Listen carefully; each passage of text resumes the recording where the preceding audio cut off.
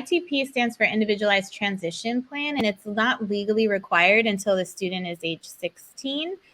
So you may not see that yet at the, depending on the age of your child. Most freshmen are not that age. So once the student turns 16, it's legally required, and it's an additional section within the IEP that includes kind of a few pages. So they'll start reminding you, like, once your child turns 18, you no longer have educational rights. Can you sign here that I've told you that, 50 times? Of course, unless you obtain conservatorship.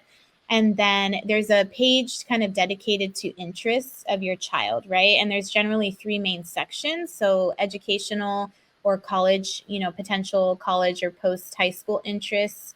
That doesn't have to be college, and the student can say right there that they don't have any interest in going to college, right? Or it could be a technical school or what have you.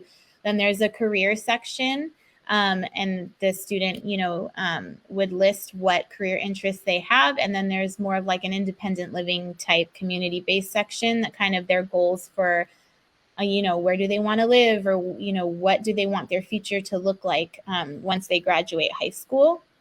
And there's different inventories and assessments, like I alluded to earlier, that the teacher should be administering annually. So this should be updated every year after, it's initiated. And then based on that page, there's goals. So an added service is then introduced on the IEP, the College and Career Awareness Service. That is supported differently depending on districts. Like there may be a whole class dedicated to it that the student can be in, or it may be supported by the case manager, or there may be a college and career counselor. It just depends. But there's service minutes that would be written in to support those goals.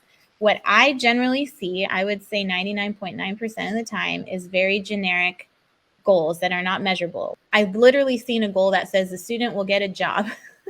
And it's like, oh my God, what is that? Literally, that was how it was worded, period. And they offered 30 minutes a year for the service. And I'm like, this makes no sense. So the whole point is to take the information that the student gives you and develop goals centered around supporting them in achieving those interests.